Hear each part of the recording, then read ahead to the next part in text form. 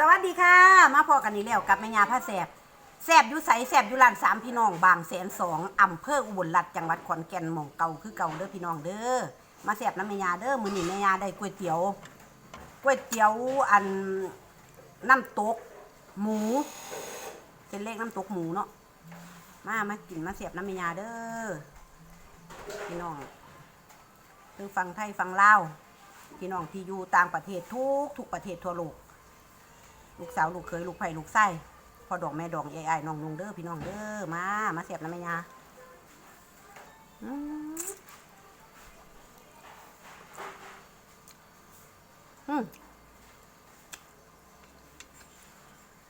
หมูไม่ตอนใหญ่พี่น้อง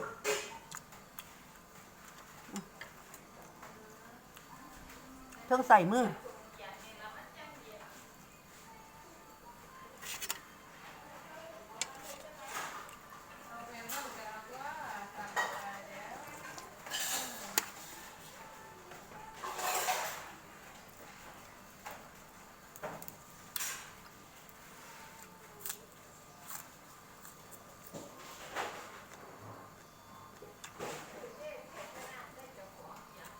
ผักกับต้นหอม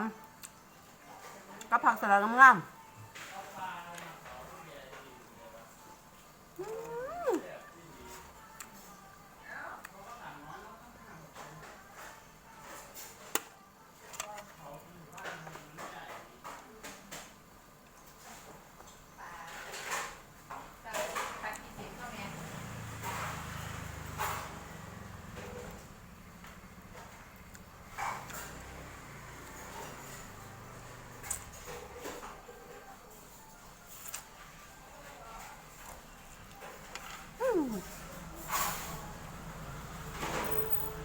แซ่บพี่น้อง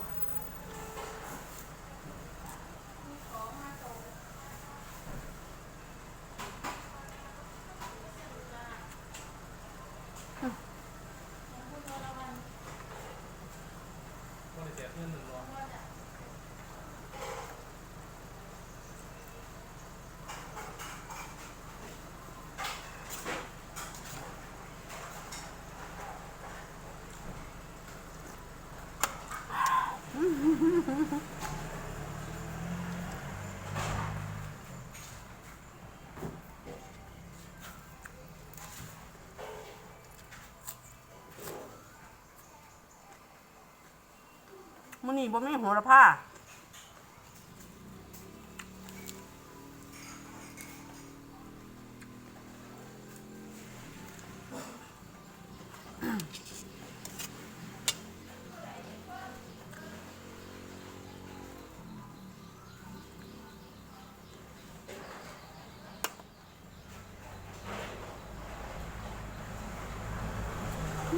ก็คือขี้แห้งแท้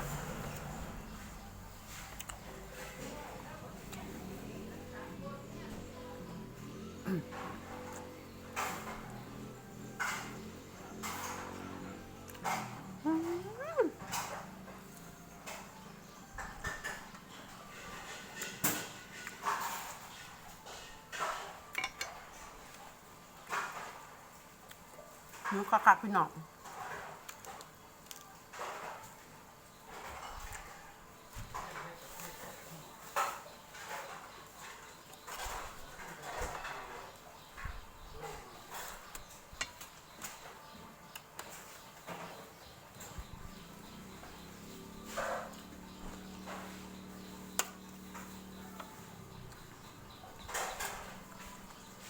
ส่วนมากคนที่กินนั่น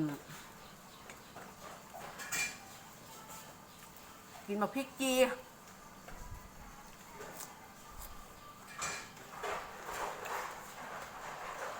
ไม่อยากกินเพราะได้ร้องเผ็ดโพดเนาะ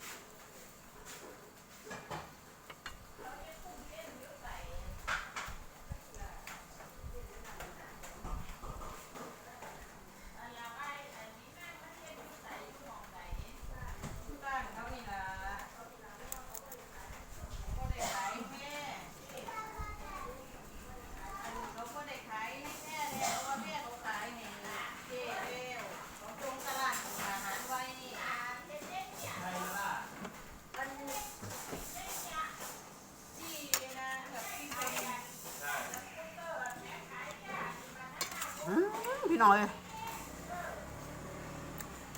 ไม่ยาที่กินเบิร์ดถาด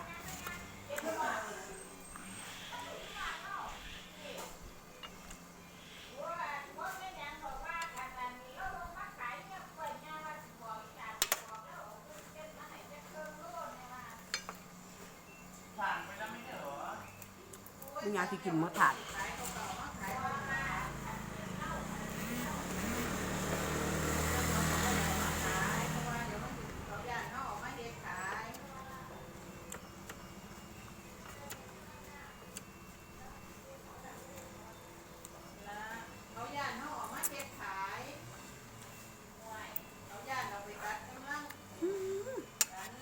พี่น้องเอ้ยแซ่บน้ำกันเบิร์ดถาดพี่น้อง